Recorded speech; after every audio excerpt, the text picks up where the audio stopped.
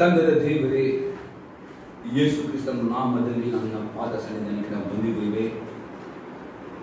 ನಾವು ಧ್ಯಾನ ಮಾಡಿದ ವಾಕ್ಯಗಳನ್ನು ನಾ ಪವಿತ್ರಾತ್ಮದಲ್ಲಿ ಅಭಿಷೇಕಿಸು. ಪವಿತ್ರಾತ್ಮನನ್ನು ಸ್ವಾಗತಿಸ್ತೇನೆ. ನೀವು ನಮ್ಮ ಬೋಧಕರಾಗಿರ್ತಿದ್ದು ಈ ವಾಕ್ಯದ ಮುಖಾಂತರ ನಮ್ಮ ಪ್ರಸಂಗ ಮಾತನಾಡಬಹುದಾದ್ರೆ, ಈ ವಾಕ್ಯ ಕೆಲವರ ಆತ್ಮಕ್ಕೆ ಈ ವಾಕ್ಯದ ಜೀವ ಉಂಟಾಗಲಿ, ಅವರ ಆತ್ಮ ಅಭಿವೃದ್ಧಿ, ಅವರ ಆತ್ಮಕ್ಕೆ ಬಿಡುಗಡೆ ಹೊಂದಲಿ. ಪವಿತ್ರ ವಾಕ್ಯದ ಮುಖಾಂತರ ನಮ್ಮ ಕೈಯಲ್ಲಿ ಪಶ್ಚಾತ್ತಾಪವನ್ನು ಉಂಟು ಮಾಡಿಕೊಳ್ಳುತ್ತೇನೆ ಯೇಸು ಕ್ರಿಸ್ತನ ನಾಮದಲ್ಲಿ ಆಮೆನ್. ಇವತ್ತು ನಾವು ಧ್ಯಾನ ಮಾಡ್ತೇವೆ ಇಬ್ರಿಯವರಿಗೆ ಬರೆದ ಪತ್ರಿಕೆ 12ನೇ ಅಧ್ಯಾಯದಲ್ಲಿ 14ನೇ ವಾಕ್ಯ. Hebrew chapter 12 verse 14. ಎಲ್ಲರ ಸಂಗಡ ಸಮಾಧಾನದಿಂದ ಇರುವುದಕ್ಕೂ ಪರಿಶುದ್ಧತೆಯನ್ನು ಹೊಂದುವುದಕ್ಕೂ ಪ್ರಯತ್ನ ಮಾಡಿರಿ. ಪರಿಶುದ್ಧತೆ ಯಾವನು ಕರ್ತನನ್ನು ಕಾಪಾಡಿಕೊಳ್ಳುತ್ತಾನೆ, ಎಲ್ಲರ ಸಂಗಡ ಸಮಾಧಾನವಿರುವುದಕ್ಕೂ ಪರಿಶುದ್ಧತೆ ಹೊಂದುವುದಕ್ಕೂ ಪ್ರಯತ್ನ ಮಾಡಿ. ಪರಿಶುದ್ಧತೆ ಇಲ್ಲದೆ ಯಾವನು ಕರ್ತನನ್ನು ಕಾಣುವುದಿಲ್ಲ. ಪ್ರಿಯವಿಲ್ಲದೆ ನಮ್ಮ ದೇವರು ಪರಿಶುದ್ಧರಲ್ಲಿ ಅತಿ ಪರಿಶುದ್ಧನಾಗಿದ್ದಾನೆ. ಇಲ್ಲಿ ಅಪಸ್ವರತೆ ಪರಿಶುದ್ಧತೆ ಇಲ್ಲದೆ ಯಾವನು ಕರ್ತನ ನೋಡ್ಲಿಕ್ಕೆ ಆಗುದಿಲ್ಲ, ಕರ್ತನ ಆಶೀರ್ವಾದ ಹೊಂದಲಿಕ್ಕೆ ಆಗುದಿಲ್ಲ, ಕರ್ತನ ಪ್ರಸನ್ನ ಹೊಂದಲಿಕ್ಕೆ ಆಗುದಿಲ್ಲ. ದೇವರು ಪರಿಶುದ್ಧನಾಗಿ ಅದು ಈ ಪರಿಶುದ್ಧ ದೇವರು ನಮ್ಮ ದೇವರಾಗಿರುವಾಗ ಹೇಗೆ ನಾವು ಪರಿಶುದ್ಧರಾಗಿ ಜೀವಿಸುವುದು ಎಂಬುದಾಗಿ ನಾವು ನಿಮಗೆ ಅತಿ ಸುಲಭ. ಅನೇಕರು ಪರಿಶುದ್ಧತೆ ಭಯ ಪಡುತ್ತಾರೆ. ಭಯ ಪಡುವುದು ಬೇಡ. ಹೇಗೆ ಅತಿ ಸುಲಭವಾಗಿ ಪರಿಶುದ್ಧತೆ ಹೇಗೆ ಎಂಬುದಾಗಿ ಕೆಲವು ನಿಯಮಗಳನ್ನು ನಾನು ಹೇಳುತ್ತೇನೆ. ಒಂದೊಂದು ನಿಯಮವನ್ನು ನೆನಪಿಟ್ಟುಕೊಳ್ಳಿ ಮತ್ತು ಬರೆದುಕೊಳ್ಳಿ, ಕೇಳಿಬಿಡಿ. ಫಸ್ಟ್ ನಿಯಮವಾಗಿದೆ ಪ್ರಾರ್ಥನೆ ಮತ್ತು ದೇವರ ವಾಕ್ಯದ ಧ್ಯಾನ ಮತ್ತು ದೇವರ ವಾಕ್ಯದ ವಿಧೇಯತೆ ಮುಖಾಂತರ ನಾವು ಪರಿಶುದ್ಧರಾಗಲಿಕ್ಕೆ ಸಾಧ್ಯವಾಗ್ತದೆ. ಪ್ರಾರ್ಥನೆ ಮತ್ತು ದೇವರ ವಾಕ್ಯದ ಧ್ಯಾನ ಮತ್ತು ವಿಧೇಯತೆ ಮುಖಾಂತರ ನಾವು ಪರಿಶುದ್ಧರಾಗಿ ಜೀವಿಸಲಿಕ್ಕೆ ಸಾಧ್ಯವಾಗುತ್ತದೆ. 1ನೇ ತಿಮೋಥಿ ಪುಸ್ತಕ 4ನೇ ಅಧ್ಯಾಯದಲ್ಲಿ 5ನೇ ವಾಕ್ಯ. First Timothy chapter 4 verse 5. ದೇವರ ವಾಕ್ಯವನ್ನು ಹೇಳಿ ಪ್ರಾರ್ಥಿಸುವುದರಿಂದ ಅದು ಪವಿತ್ರವಾಗುವುದಲ್ಲ. ಇಲ್ಲಿ ಅಪೊಸ್ತಲ ಪೌಲ ಹೇಳ್ತಾನೆ, ದೇವರ ವಾಕ್ಯವನ್ನು ಹೇಳಿ ಪ್ರಾರ್ಥಿಸುವುದರಿಂದ ಅದರ್ಥವಾಗಿದೆ. ಎಷ್ಟು ನೀವು ಪ್ರಾರ್ಥನೆ ಮಾಡ್ತಿರೋ, ಎಷ್ಟು ವಾಕ್ಯ ಓದಿತಿರೋ, ವಾಕ್ಯ ಧ್ಯಾನಿಸ್ತಿರೋ, ಎಷ್ಟು ವಾಕ್ಯ ಬೀತರು, ಅಷ್ಟು ನೀವು ಪರಿಶುದ್ಧರಾಗ್ತೀರಿ. ದೊಡ್ಡ ಅನೇಕ ಪರಿಶುದ್ಧರಾಗಲಿಕ್ಕೆ ಭಯ ಪಡುವುದಿಲ್ಲ. ಫಸ್ಟ್ ಪ್ರಾರ್ಥನೆ. ಹೆಚ್ಚು ಹೊತ್ತು ಪ್ರಾರ್ಥನೆ ಮಾಡಿ. ಮುಂಜಾನೆ ಜಾವದಲ್ಲಿ ಪ್ರಾರ್ಥನೆ ಮಾಡಿ, ರಾತ್ರಿ ಮಲಗೋ ಪ್ರಾರ್ಥನೆ ಮಾಡ್ರಿ, ಕುಟುಂಬವಾಗಿ ಪ್ರಾರ್ಥನೆ ಮಾಡಿ, ಸಭೆಯಾಗಿ ಪ್ರಾರ್ಥನೆ ಮಾಡಿ. ಇನ್ನೂ ಆಸಕ್ತಿ ಬಂದಿರಿ, ಸಭೆಯಾಗಿ ಪ್ರಾರ್ಥನೆ ಮಾಡಿ.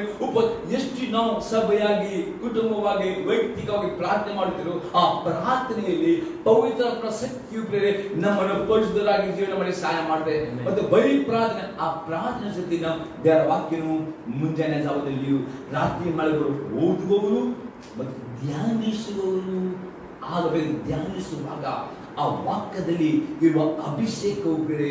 ನಿಮ್ಮ ಮನಸ್ಸಲ್ಲಿರುವ ಕಲ್ಮಸಗಳನ್ನು, ನಿಮ್ಮ ಶರೀರದ ಪಾಪಗಳನ್ನು ಅದು ತೊಳೆದು ಬಿಡುತ್ತದೆ. ಮತ್ತಷ್ಟೇ ದೇವರ ವಾಕ್ಯಕ್ಕೆ ವಿಧೇಯರಾಗಬೇಕು.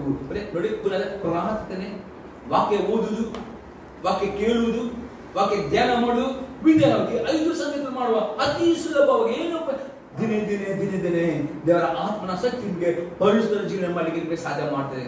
ಒಂದು ವೇಳೆ ಕಡಿಮೆ ಪ್ರಾರ್ಥನೆ ಮಾಡುವುದಿಲ್ಲ. ಅನೇಕರು ಏನು ಮಾಡ್ತಾರೆ, ಪ್ರಾರ್ಥನೆ ಮಾಡುದಿಲ್ಲ, ಸ್ವಲ್ಪ ಕಡಿಮೆ ಪ್ರಾರ್ಥನೆ ಮಾಡ್ತಿರೋ, ಕಡಿಮೆ ವಾಕ್ಯ ಓದ್ತಿರೋ, ಪರಿಶುದ್ಧರಾಗಿ.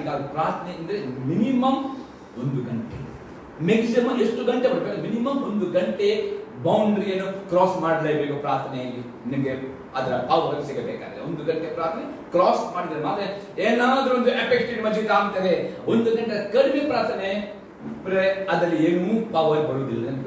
ಒಂದು ವಾಕ್ಯ ಓದುವ ಸಪ್ಲೇ ಫಸ್ಟ್ ವಾಕ್ಯ ಓದಿ ಹೊಸ ಹೊರಬಡಿಕೆ ಓದುವಲಾಗಬೇಕು. ಹೊಸ ಹೊರಬಡಿಕೆಯಲ್ಲಿ ಪತ್ರಿಕೆಗಳು ಪ್ರೇರೆ.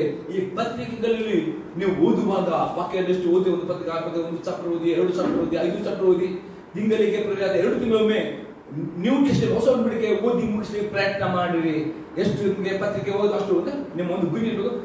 ಹೊಸ ಒಡಂಬಡಿಕೆ ನಾನು ಒಂದು ತಿಂಗಳಿಗೆ ಅಥವಾ 2 ತಿಂಗಳಿಗೆ ಆದರೂ ಓದಿ ಮುಗಿಸಿ ನಿಮ್ಮ ಗುರಿ ಇಟ್ಟುಕೊಂಡರೆ ಹೊಸ ಒಡಂಬಡಿಕೆಯ ಪತ್ರಿಕೆಗಳು ಆಗುವುದು ಸುವಾರ್ತೆ ಓದುವಾಗ ಅದರಲ್ಲಿ ಜೀವ ಉಂಟು, ಅದು ನಿಮ್ಮನ್ನು ಶುದ್ಧೀಕರಿಸುತ್ತದೆ ಮತ್ತು ವಿಧೇಯರಾಗಬೇಕು. ಈ 3 ಸಂಗತಿ ಮಾಡಿದ್ರೆ ಹಂತವಾಗಿ ಪರಿಶುದ್ಧರಾಗಿ ಜೀವನ, ಪರಿಶುದ್ಧ ದೇವರ ಪ್ರಸನ್ನತೆ, ಆ ಪರಿಶುದ್ಧ ದೇವರ ಆಶೀರ್ವಾದ ಬಿಡುಗಡೆ ನಿಮ್ಮದಾಗುತ್ತದೆ. ಇನ್ನೊಂದು ವಾಕ್ಯ ನೋಡಿದ್ರೆ ಎಫೆಸದವರ ಪತ್ರಿಕೆ 5ನೇ ಅಧ್ಯಾಯದಲ್ಲಿ 27ನೇ ವಾಕ್ಯ. ಎಫೆಸಿಯನ್ಸ್ 5:27. ಅದನ್ನು ಕಳಂಕ, ಸುಕ್ಕು ಮುಂತಾದದೊಂದು ಇಲ್ಲದ ಕನ್ನಿಕೆಯು ಎಂಬಂತೆ ಪರಿಶುದ್ಧವೂ ನಿರ್ದೋಷವೂ ಮಹಿಮೆ ಉಳ್ಳದ್ದು ಆಗಿರುವ ಸಭೆಯನ್ನಾಗಿ ತನ್ನ ಎದುರಿನಲ್ಲಿ ನಿಲ್ಲಿಸಿಕೊಳ್ಳಬೇಕೆಂದು ವಾಕ್ಯೋಪದೇಶ ಸಹಿತವಾದ ಜಲಸ್ನಾನವನ್ನು ಮಾಡಿಸಿ ಶುದ್ಧ ಮಾಡಿದನು. ಅದನ್ನು ಕಲಂಕ, ಸುಕ್ಕು ಮುಂತಾದೊಂದಿಲ್ಲದ ಕನ್ನಿಕೆಯೋ ಎಂಬಂತೆ ಪರಿಶುದ್ಧವು ನಿರ್ದೋಷವು ಮಹಿಮೆಯುಳ್ಳದ್ದು ಆಗಿರುವ ಸಭೆಯನ್ನಾಗಿ ತನ್ನೆದುರಿನಲ್ಲಿ ನಿಲ್ಲಿಸಿಕೊಳ್ಳಬೇಕೆಂದು ವಾಕ್ಯೋಪದ ಸಹಿತವಾದ ಜಲಸ್ನಾನ ಮಾಡಿಸಿ ಶುದ್ಧ ಮಾಡಿದನು. ಅರ್ಥವಾಗಿದೆ, ಸಭೆಗೆ ನೀವು ಬರುವುದು ದೇವರ ವಾಕ್ಯವನ್ನು ಕೇಳುವುದಕ್ಕೋಸ್ಕರವಾಗಿ. ದೇವರ ಆತ್ಮನು ಸಭೆಯಲ್ಲಿ ನಿಮಗೆ ಕೊಡುವಂತಹ ವಾಕ್ಯೋಪದೇಶದಲ್ಲಿ ಅಭಿಷೇಕ ಉಂಟು. ನೀವು ಸಭೆಯಲ್ಲಿ ಕೇಳುವಂತಹ ಪ್ರವಾದನ ವಾಕ್ಯಗಳು, ಸಭೆಯಲ್ಲಿ ಕೇಳುವಂತಹ ದೇವರ ಸೇವಕರ ಮುಖಾಂತರ ಕೇಳುವಂತಹ ಈ ಸಂದೇಶದಲ್ಲಿ ಅಭಿಷೇಕ ಅಡಕವಾಗಿದೆ. ಯಾಕಂದ್ರೆ ದೇವರ ಸೇವಕರು ತಮ್ಮ ಮನಸ್ಸಿನ ಪ್ರಕಾರ ಸಂದೇಶ ಪ್ರಿಪೇರ್. ನಿಮ್ಗೆ ಗೊತ್ತುಂಟು, ನಿನ್ನೆ ದಿನ ನನಗೆ ಆಸೆ 2 ಮೆಸೇಜ್ ಪ್ರಿಪೇರ್ ಮಾಡಲಿಕ್ಕಿತ್ತು. ನಿನ್ನೆ ಇಡೀ ದಿನ ನಾನು ಉಪವಾಸ ಪ್ರಾರ್ಥನೆ ಆಸೆ ಟಿವಿಲಿ ನನ್ನ ಮೆಸೇಜ್ ಪ್ರಿಪೇರ್. ಇವತ್ತಿಗೋಸ್ಕರ ನೀವು ಇಡೀ ರಾತ್ರಿ ನಾನು ಎಚ್ಚರವಾಗಿದ್ದು ಪ್ರಾರ್ಥನೆ ಮಾಡುವಾಗ ಬೆಳಿಗಿನ ಜಾವ ಪವಿತ್ರ ನನಗೆ ಮಾತಾಡಿದನು, ಈ ವಾಕ್ಯ ಕೊಟ್ಟನು, ಈ ವಾಕ್ಯ ಪ್ರಿಪೇರ್ ನಮಗೆ ಬೆಳಿಗಿನ ಜಾವ ಸಹಾಯ ಮಾಡ್ತಾರೆ. ರಾತ್ರಿ ಉಪವಾಸ ಇಟ್ಟುಕೊಂಡು ಸ್ವಲ್ಪ ರೆಸ್ಟ್ ಮಾಡಿ ಬೆಳಿಗ್ಗೆ ಜಾವ ಇದ್ದುಕೊಂಡು ಪವಿತ್ರ ನಾವು good morning father, good morning Jesus, good morning holy spirit ನಾನು ಪವಿತ್ರನಿಗೆ ವೆಲ್ಕಮ್ ಮಾಡಿದೆ. ಮತ್ತು ಪವಿತ್ರ ನಾನು ಕೂಡಲೇ ದೇವರ ಸ್ವರ ನನಗೆ ಕೇಳಿದ್ದು, ಈ ವಾಕ್ಯದಲ್ಲಿ ಮಾತಾಡಿ, ಈ ವಾಕ್ಯ ನನಗೆ ಕೊಟ್ಟರು. ಆದರೆ ದೇವರ ಆತ್ಮನಿಂದ ಬಂದಂತ ಈ ಸಂದೇಶದಲ್ಲಿ ಅಭಿಷೇಕ ಉಂಟುತ್ತೇನೆ. ಈ ಸಂದೇಶ ಕೇಳುವವರಲ್ಲ, ಕೇಳಬೇಕು, ಬರೆದುಕೊಳ್ಳಬೇಕು, ಅದರ ರೆಕಾರ್ಡ್ ಕೂಡ ಕೇಳಿ ಧ್ಯಾನ ಮಾಡಿ ಅದನ್ನು ಕೈಕೊಂಡು ನಡೆಯುವುದಾದ್ರೆ ಈ ವಾಕ್ಯದಿಂದ ಏನ್ ಮಾಡ್ತದೆ, ದೇವರ ಜಲಸ್ನಾನ ಮಾಡಿಕೊಂಡು ನಿಮ್ಮ ಮನಸ್ಸಿನಲ್ಲಿ ನಿಮ್ಮ ಸರಿ ಕಲಂಕ, ಸುಕ್ಕು, ಯಾವುದಾದ್ರು ಅಚೂಚಿ, ಯಾವುದಾದ್ರೂ ಪಾಪ ಇದ್ದರೆ ಈ ವಾಕ್ಯ ಜಲಸ್ನಾನ ಮಾಡಿ ಪವಿತ್ರ ಪರಿಪೂರ್ಣ ದೇವರ ಮುಂದೆ ನಿರ್ದೋಷ ನಿಲ್ಲಿಸ್ತದೆ. ಹಾಗೆ ಪರಿಶುದ್ಧ ಜೀವನ ಮಾಡಲಿಕ್ಕೆ ದೊಡ್ಡ ಕೆಲಸ ಇಲ್ಲ, ಬಟ್ ಸಿಂಪಲ್ ಮೆಥಡ್. ಪ್ರಾರ್ಥನೆ, ಮುಂಜಾನೆಯ ಪ್ರಾರ್ಥನೆ, ರಾತ್ರಿಯ ಪ್ರಾರ್ಥನೆ, ಕುಟುಂಬ ಪ್ರಾರ್ಥನೆ, ಸಭೆಗೆ ಅದೇ ತರ ಸೇರಿಕೊಳ್ಳುವ ಪ್ರಾರ್ಥನೆ, ಉಪವಾಸ ಪ್ರಾರ್ಥನೆ, ನಂತರ ವಾಕ್ಯ ಸ್ವತಃ ಓದುವುದು, ದೇವರ ಸಭೆಯಲ್ಲಿ ಕೇಳುವ ವಾಕ್ಯ, ಧ್ಯಾನ ಮಾಡುವುದು, ವಿಧೇಯರಾಗುವುದು. 5 ಸಂಗತಿ ಮಾಡಿದ್ರು ಆಟೋಮೆಟಿಕ್ ಅಂದ್ರೆ ಹಂತವಾಗಿ ಪರಿಶುದ್ಧತೆ ಮಾಡಿ ನಡೆಯಲಿಕ್ಕೆ ಸಕ್ಕರಾಗ್ತೀರಿ. ಮತ್ತು ಪರಿಶುದ್ಧ ದೇವರು ನಿಮ್ಮ ಪ್ರತಿದಿನ ನಿಮ್ಮನ್ನು ಭೇಟಿ ಮಾಡುತ್ತಾನೆ. ಆಮೆನ್. ಪ್ರತಿದಿನ ನಿಮ್ಮನ್ನು ಭೇಟಿ ಮಾಡ್ತಾನೆ, ಪ್ರತಿದಿನ ನಿಮ್ಮ ಸಂಗಡ ಸಂಚಾರ ಮಾಡುತ್ತಾನೆ, ನಿಮ್ಮ ಸಂಗಡ ಇದ್ದುಕೊಂಡು ನಿಮ್ಮನ್ನ ಆಶೀರ್ವದಿಸ್ತಾನೆ, ನಿಮ್ಮನ್ನು ಕಾಪಾಡುತ್ತಾನೆ. ಆದರೆ ಪ್ರಾರ್ಥನೆಗೆ ಯಾಕೆ ಫಸ್ಟ್ ಪ್ರೇಯರ್ ಮಾಡುವುದು? ಪ್ರಾರ್ಥನೆ ಮಾಡುವಾಗ ಇಡೀ ರಾತ್ರಿ 8 ಗಂಟೆ ನಿದ್ರೆ ಮಾಡಬಹುದು. ಪ್ರಾರ್ಥನೆಗಳು ಇನ್ನೂ ಗಟ್ಟಿ ನಿದ್ರೆ ಬರ್ತದೆ. ಪ್ರಾರ್ಥನೆ ಮಾಡಿ ಶರೀರ ಬಿಡುದಿಲ್ಲ, ಆಶೆಗೆ ಬಿಡುದಿಲ್ಲ. ಇದು 2 ದೊಡ್ಡದು. ಒಂದು ಆಶೆಗೆ ಇಟ್ಕೊಳ್ತದೆ, ಒಂದು ನಿದ್ರೆ ಬರ್ತದೆ. ಅದರಿಂದ ಹೊರಗೆ ಬಂದಿರಿ ಪ್ರಾರ್ಥನೆಗೆ. ಅದಕ್ಕೆ ನಿಮ್ಗೆ ಸುಲಭವಾಗಿ ನಾವು ಬೇಕು 5 ಗಂಟೆಗೆ ಗೂಗಲ್ ಮೀಟಿಂಗ್ ನಲ್ಲಿ ಕನೆಕ್ಟ್ ಆಗ್ತೇವೆ. 5-6 ಗಂಟೆಗೆ ಒಟ್ಟಿಗೆ ಸೇರಿ ಪ್ರೇಯರ್ ಮಾಡ್ರಿ, ಹೋರಾಟ ಮಾಡಿ. ಪ್ರಾರ್ಥನೆಯಲ್ಲಿ ಬಲ ಉಂಟು. ಈ ಪ್ರಾರ್ಥನೆ ವಾಕ್ಯ ಕೇಳುವುದು, ಓದುವುದು, ಧ್ಯಾನ ಮಾಡಿದರೆ ದೇವರ ಆತ್ಮ ನಿಮಗೆ ಪರಿಶುದ್ಧ ಮಾಡಿ ಹೋಗ್ತೇನೆ. 100% ದೇವರ ಸಂಗಡ ಇರುವುದು ನಿಮ್ಗೆ ಅನುಭವ ಆಗ್ತದೆ. ಈಗ 2ನೇ ನಿಯಮ ನೋಡ್ತೇವೆ, ಅಶುದ್ಧವಾದದ್ದನ್ನು ಮುಟ್ಟಬಾರದು. ಇದು ನೀವು ಮಾಡಬೇಕಾದ ಸಂಗತಿಯಾಗಿದೆ. ಅಶುದ್ಧವಾದದ್ದನ್ನು ಮುಟ್ಟಬಾರದು. ನೋಡುವ 2ನೇ ಕೊರಿಂಥದವರ ಪತ್ರಿಕೆ 6ನೇ ಅಧ್ಯಾಯದಲ್ಲಿ 16ರಿಂದ 18ನೇ ವಾಕ್ಯ. 2 Corinthians 6:16-18 ತನಕ.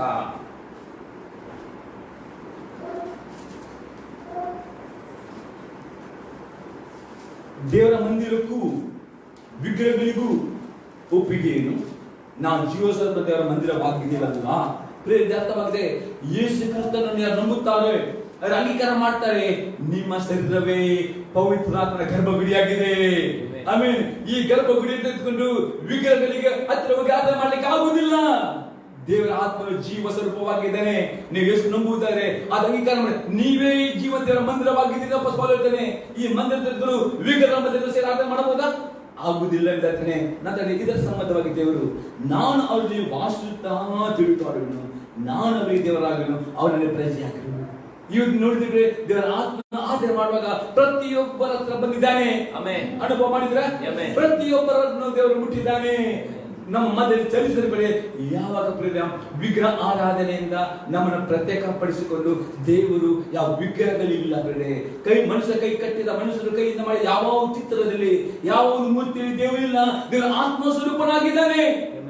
ಯಾರು ಈ ಆತ್ಮನ ಯೇಸುಕ್ರಿಸ್ತನು ತನ್ನ ಹೃದಯ ಕರ್ತನು ಅಂಗೀಕಾರ ಮಾಡ್ತಾರೋ ಅವರ ಶರೀರವೇ ಪವಿತ್ರಾತ್ಮನ ಗರ್ಭಗುಡಿಯಾಗಿದೆ. ಈ ಗರ್ಭಗುಡಿ ತೆಗೆದುಕೊಂಡು ವಿಗ್ರಹಗಳ ಮಧ್ಯದಲ್ಲಿ ಇಟ್ಟುಕೊಂಡು ಆರಾಧನೆ ಮಾಡುತ್ತಾರೆ. ದೇವರ ಪ್ರಸನ್ನತೆಯಿಂದ ಅನುಭವ ಮಾಡ್ಲಿಕ್ಕೆ ಆಗುವುದಿಲ್ಲ. ಅದಕ್ಕೆ ದೇವರ ಆತ್ಮನನ್ನು ತಂದೆ ದೇವರನ್ನು ಆತ್ಮ ಆರಾಧನೆ ಮಾಡುವ ಸಂಗ್ರಹ ಆರಾಧನೆ ಮಾಡುವಾಗ ದೇವರ ಪವಿತ್ರತ್ವ ಪ್ರಸನ್ನತೆ ಆತನ ಸ್ಪರ್ಶ ಅನುಭವ ಮಾಡಿ ಸಾಧ್ಯ. ಅಪ್ಪಸ್ಕೊಳ್ತಾನೆ, ನಾನು ಅವರಲ್ಲಿ ವಾಸಿಸುತ್ತಾ ತಿರುಗಾಡುವೆನು, ನಾನು ಅವರಿಗೆ ದೇವರಾಗನು, ಅವನಲ್ಲಿ ಪ್ರಜೆಯಾಗಿರುವರು ಎಂದು ಹೇಳಿದ್ದಾನೆ. ಅದನ್ನ ಮಾತಾಡ್ರಿ. ಆದುದರಿಂದ ಅನ್ಯ ಜನರ ಮಧ್ಯದಿಂದ ಹೊರಟು ಬಂದು ಪ್ರತ್ಯೇಕವಾಗಿರಿ. ಆದುದರಿಂದ ಅನ್ಯ ಜನರ ಮಧ್ಯದಿಂದ ಹೊರಟು ಬಂದು ಪ್ರತ್ಯೇಕವಾಗಿರಿ. ಏನು ಅದರ್ಥ?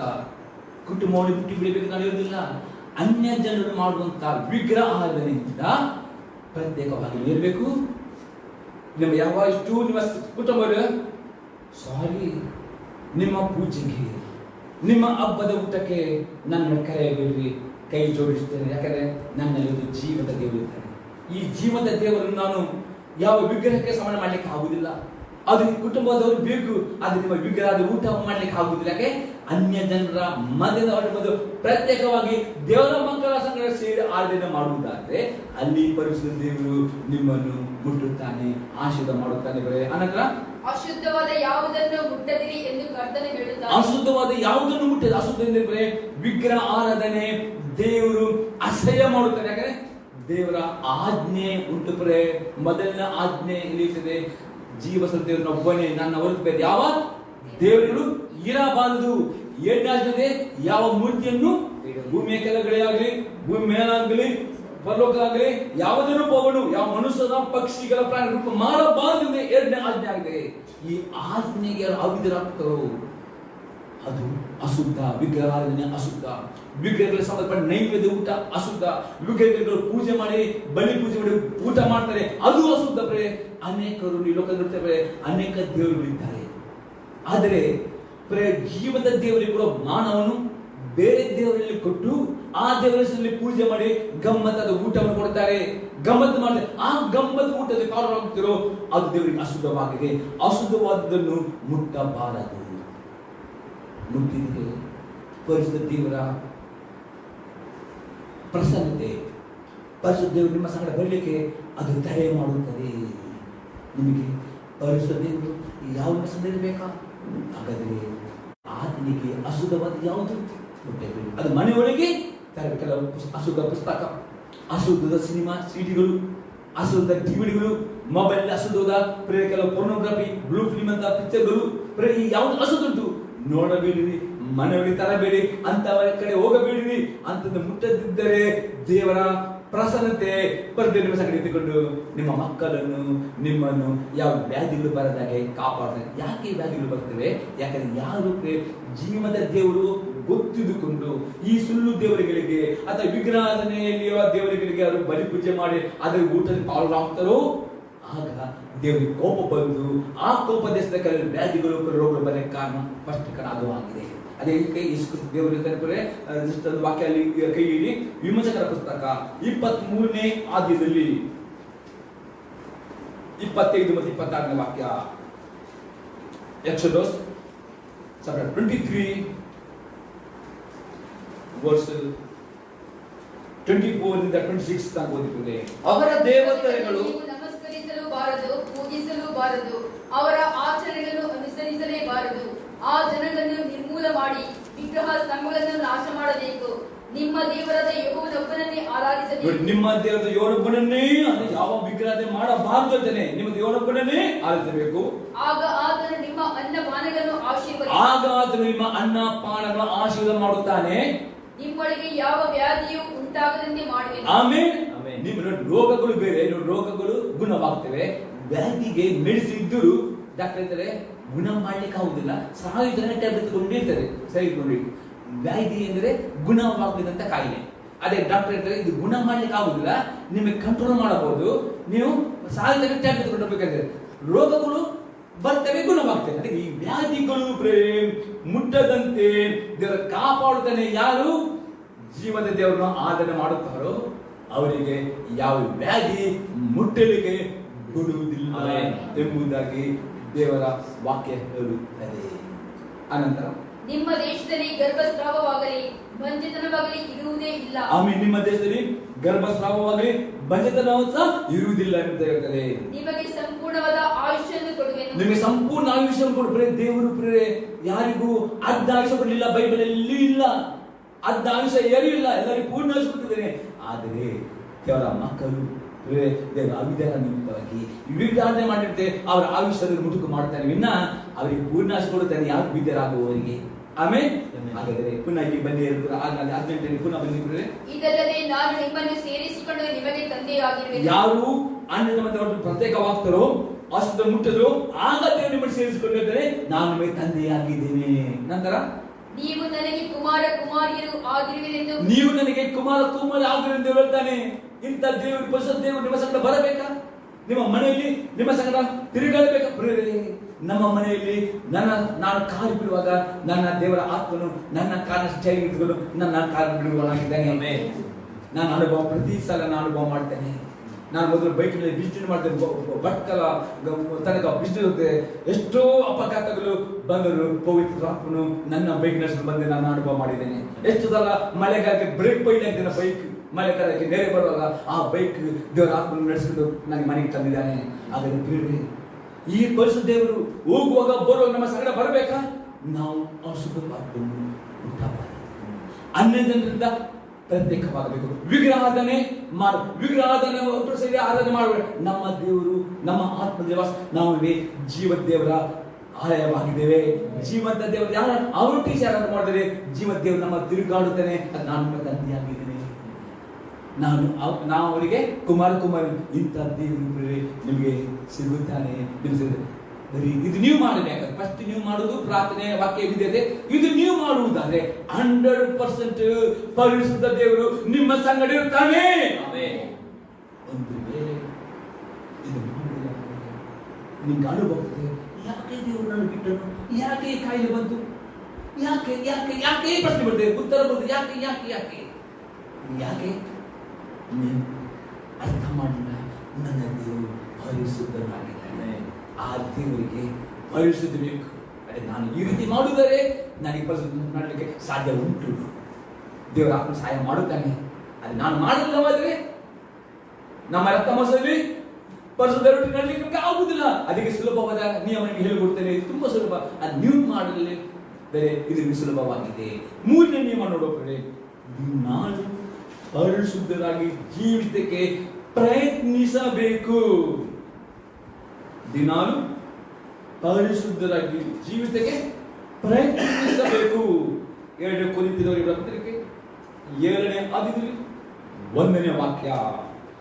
2 Corinthians chapter 7 verse 1. ಪ್ರಿಯರೇ, ಈ ವಾಗ್ದಾನಗಳು ನಮಗಿರುವುದರಿಂದ ನಾವು ಶರೀರ ಆತ್ಮಗಳ ಕಲ್ಮಶವನ್ನು ತೊಲಗಿಸಿ ನಮ್ಮನ್ನು ಶುಚಿ ಮಾಡಿಕೊಂಡು ದೇವರ ಭಯದಿಂದ ಕೂಡಿದವರಾಗಿ ಪವಿತ್ರತ್ವವನ್ನು ಸಿದ್ಧಿಗೆ ತರುವುದಕ್ಕೆ ಪ್ರಯತ್ನಿಸೋಣ. ಮೂರನೇನು, ನಾನು ಪ್ರಯತ್ನ ಮಾಡಬೇಕು. ನನಗೆ ಆಗುದಿಲ್ಲ ದೇವರೇ, ಪಾಸ್ಟರೇ ಆಗುದಿಲ್ಲ, ಪಾಸ್ಟ್ ಅಂತ ಮಾಡ್ಲಿಕ್ಕೆ ದೇವರಂತ ಮಾಡ್ಲಿಕ್ಕೆ ಯಾರಾದ್ರೂ ಹೇಗೆ ಒತ್ತುಕೊಂಡು ಬರಬೇಕು ಸಭೆಗೆ, ಪಾಸ್ಟರೇ ಬರುದಿಲ್ಲ ಅಂದ್ರೆ ಯಾರಾದ್ರೂ ದೊಣ್ಣೆ ಎಲ್ಲ ದೇವರಿಗೆ ಒತ್ತುಕೊಂಡು ಬರುದಿಲ್ಲ. ಏನ್ ಮಾಡ್ಬೇಕು? ಈ ವಾಗ್ದಾನ ನಮಗಿರುವುದರಿಂದ ನಾವು ಶರೀರ ಆತ್ಮ ಕಲ್ಮಸವನ್ನು ತೊಲಗಿಸಿ ಯಾರು ತೆಗಿಬೇಕು? ಪಾಸ್ಟರ್ ತೆಗಿತೀರಾ? ನೀವಾಗಿ ವಾಕ್ಯದಿಂದ ನಿಮಗೆ ಕಲ್ಮಸವನ್ನು ಶರೀರಕ್ಕೆ ತೊಲಗಿಸಿ ನಮ್ಮನ್ನು ಶುಚಿ ಮಾಡಿಕೊಂಡು ದೇವರ ಬಾಯದಿಂದ ಕೂಡಿದವರಿಗೆ ಪ್ರಯತ್ನ ಮಾಡಬೇಕು. ಅದಕ್ಕೆ ಪ್ರಾರ್ಥನೆ ಮೇನ್ ಆಗಿದೆ. ಹೋರಾಟದ ಪ್ರಾರ್ಥನೆ ಮಾಡುವುದಾದರೆ ಈ ಪ್ರಯತ್ನ ಮಾಡಲಿಕ್ಕೆ ಸಾಧ್ಯವಾಗ್ತದೆ. ಪ್ರಾರ್ಥನೆ, ವಾಕ್ಯ ಓದುವುದು, ಸ್ವಸ್ಥ ಬಗ್ಗೆ ಕೇಳುವುದು, ಧ್ಯಾನ ಮಾಡುವುದು, ಬಿದ್ದಲಾಗುತ್ತದೆ. ಉಳಿದ ಸ್ಟೆಪ್ ಸುಲಭವಾಗುತ್ತವೆ. ಫಸ್ಟ್ ಸ್ಟೆಪ್ ಅಯ್ಯೋ ಬೇಗಿನ ಜಾವ ಓದಿರಿ, ರಾತ್ರಿ ಕರೆಂಟ್ ಇಲ್ಲ, ನಿಮಗೆ ಕರೆಂಟ್ ಇಲ್ಲ, ಕರೆಂಟೇ ಇಲ್ಲ, ಒಂದು ಅರ್ಧ ಗಂಟೆ ನಿದ್ದೆ ಬರಲ್ಲ.